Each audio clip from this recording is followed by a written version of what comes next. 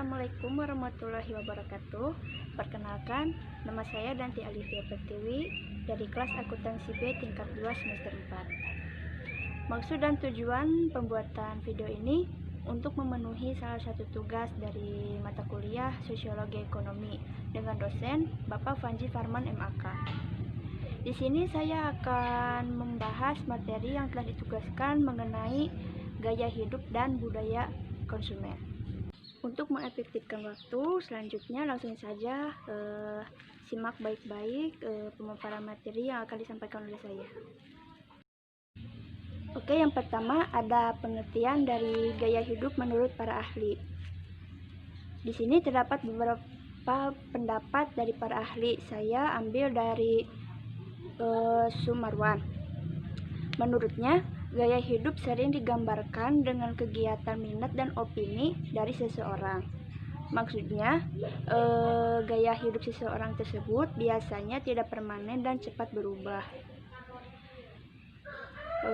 Selanjutnya, contoh dari Plummer, gaya hidup adalah cara hidup individu yang didefinisikan oleh bagaimana orang menghabiskan waktu mereka, apa yang mereka anggap penting dalam hidupnya, dan apa yang mereka pikirkan tentang dunia sekitarnya. Oke, selanjutnya yang kedua ada pengertian dari gaya hidup secara umum, yaitu pola tingkah laku sehari-hari segolongan manusia dalam masyarakat. Sedangkan dalam sisi ekonomi, gaya hidup yaitu perilaku seseorang dalam membelanjakan uangnya dan bagaimana mengalokasikan waktunya. Gaya hidup berkaitan erat dengan perkembangan zaman dan teknologi. Gaya hidup menjadi upaya untuk membuat diri menjadi eksis dengan cara tertentu dan berbeda dari kelompok lain.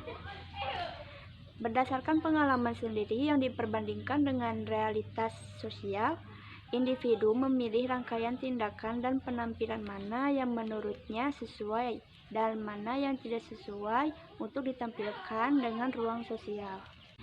Oke, selanjutnya ada jenis-jenis dari gaya hidup. Menurut Mowen dan Minor, terdapat beberapa jenis gaya hidup. Di antaranya ada fungsionalis, yakni menghabiskan uang untuk hal-hal yang penting. Contohnya untuk pendidikan. Selanjutnya ada nurturers, yakni muda dan berpendapatan rendah. Terus ada aspirers, yakni berfokus pada menikmati gaya hidup tinggi dengan membelanjakan sejumlah uang di atas rata-rata untuk barang-barang berstatus khususnya tempat tinggal.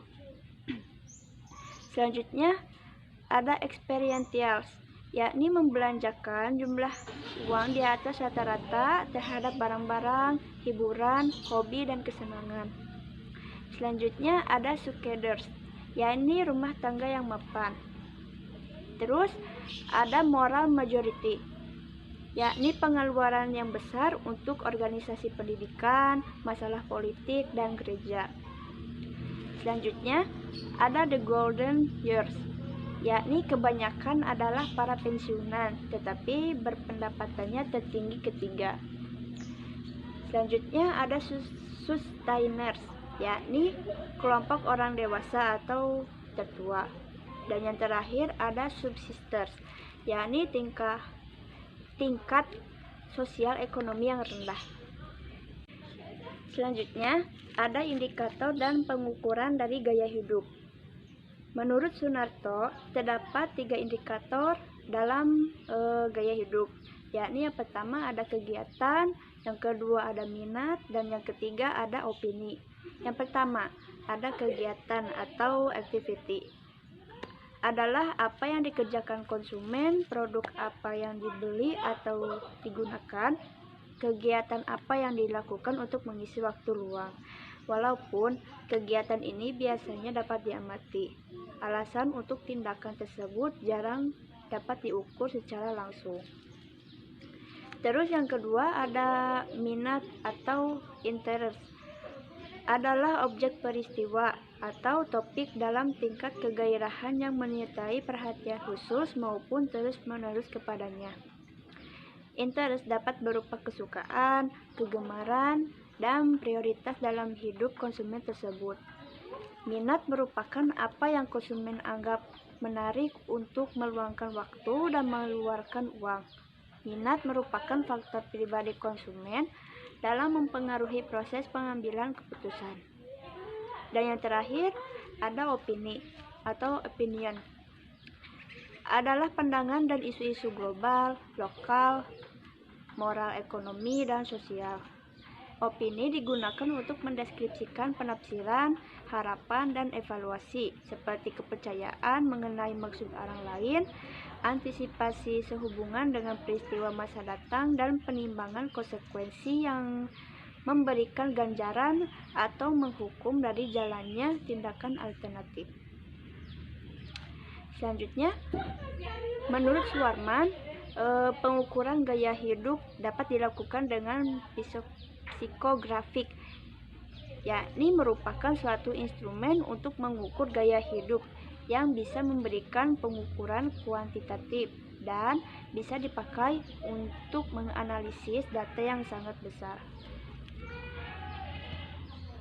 Analisis psikografi biasanya digunakan untuk melihat segmen pasar dan segmen konsumen dalam hal kehidupan mereka, pekerjaan, dan aktivitas lainnya. Psikografik ini sering disebut AIO atau Activity, Interest, dan Opinion, atau penyataan untuk menggambarkan aktivitas, minat, dan opini si konsumen. Selanjutnya, ada faktor yang mempengaruhi dari gaya hidup. Menurut Armstrong, faktor yang mempengaruhi gaya hidup seseorang diantaranya ada sikap, pengalaman dan pengamatan, kepribadian, konsep diri, motif, dan persepsi. Selanjutnya langsung ke pembahasan tentang budaya konsumen. Di sini ada pengertian budaya konsumen secara umum, yaitu budaya-budaya yang dilakukan oleh seorang konsumen. Adapun budaya konsumen menggunakan image, tanda-tanda, dan benda-benda simbolik yang mengumpulkan mimpi-mimpi, keinginan, dan fantasi yang menegaskan keautentikan romantik dan pemenuhan emosional dalam hal menyenangkan diri sendiri, bukan orang lain. Selanjutnya, ada sejarah dari budaya konsumen.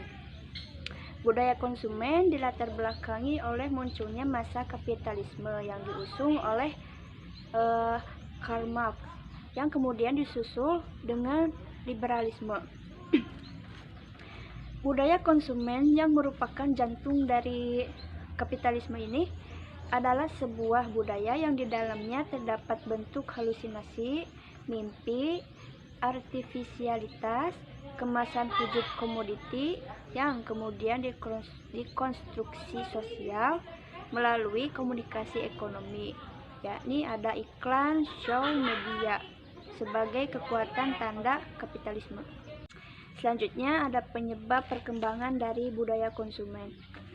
Menurut Celia Lurie, penyebab budaya konsumen terdapat beberapa macam, yakni yang pertama ada berbagai jenis barang atau komoditas, terus ada barang menepati posisi penting untuk mendapatkan komoditas, terus ada kegiatan berbelanja berubah menjadi kegiatan mengisi waktu luang, terus ada terciptanya beberapa inovasi dalam kegiatan berbelanja, terus ada berkembangnya model pembelian secara kredit, dan yang terakhir terjadinya manipulasi ruang dan waktu melalui media periklanan.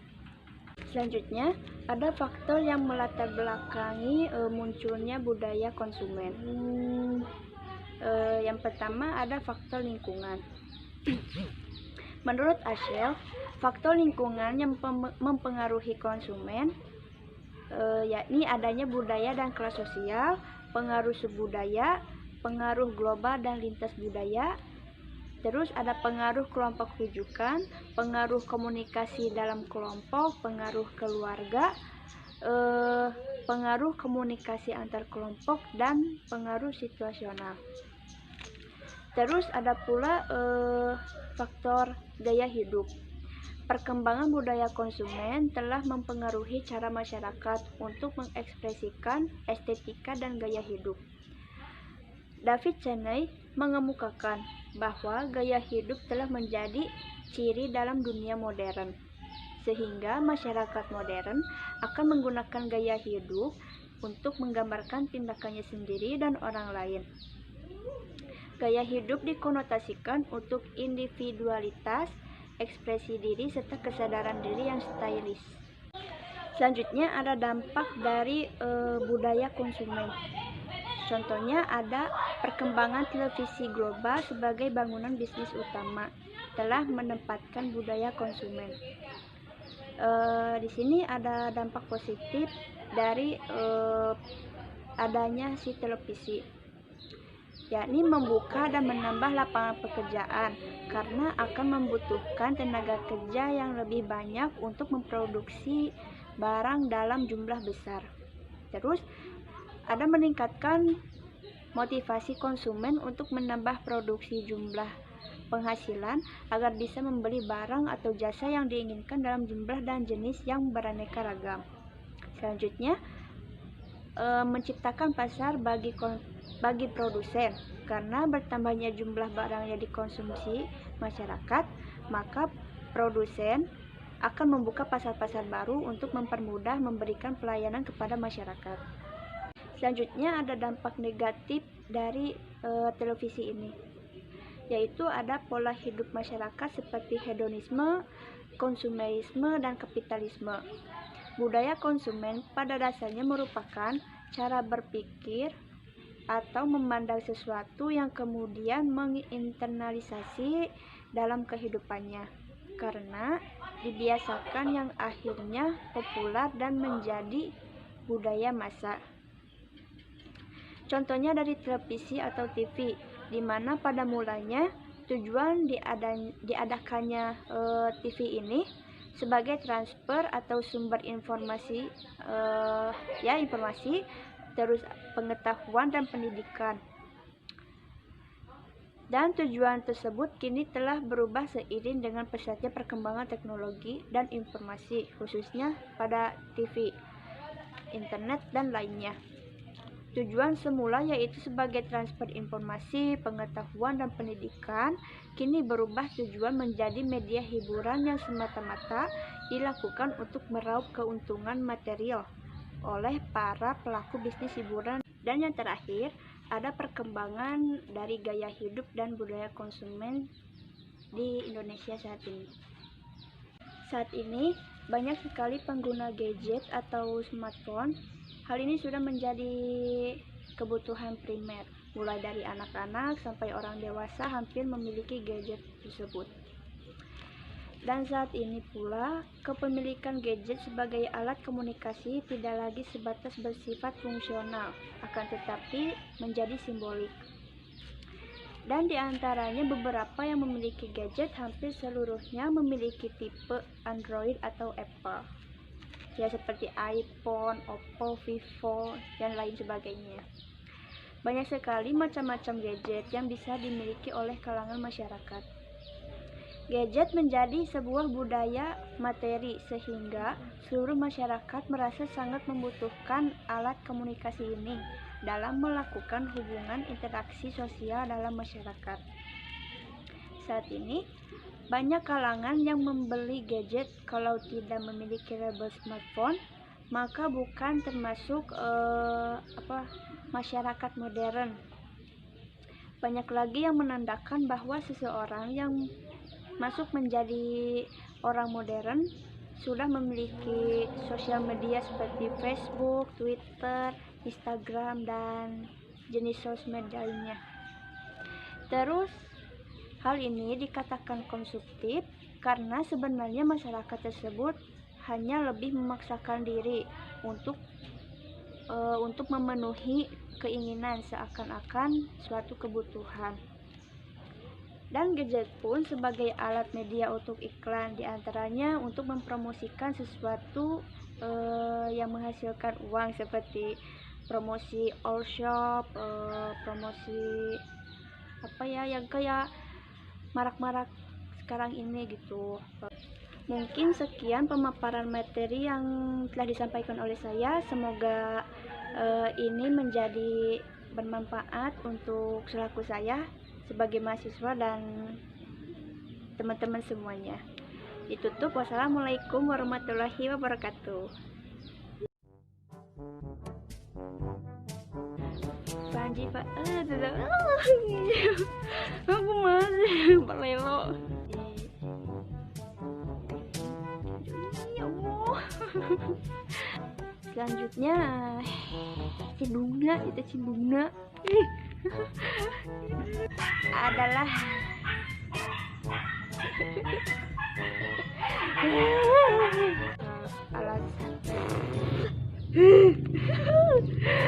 alasan adalah objek salah melalui komunikasi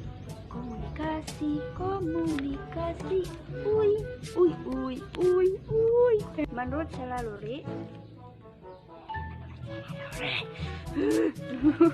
budaya dan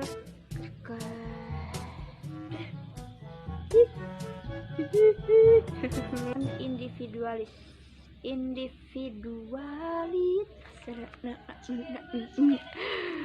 ya Allah guys panjang makan gaya hidup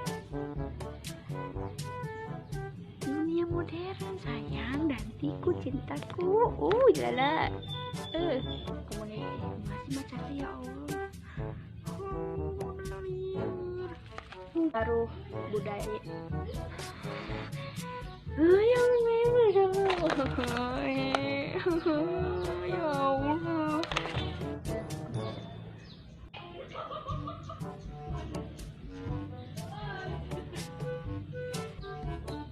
di barisan depan cuy, di barisan depan.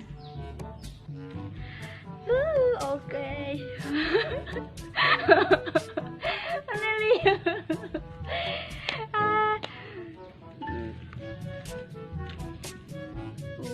Kerap kali. Saat ini banyak sekali pengguna dari gadget atau ponsel yang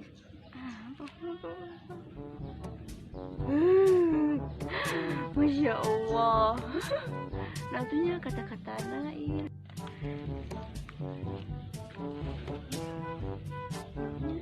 Mungkin mau memaafkan kembali. Mungkin sekian pemaparan kelingan kena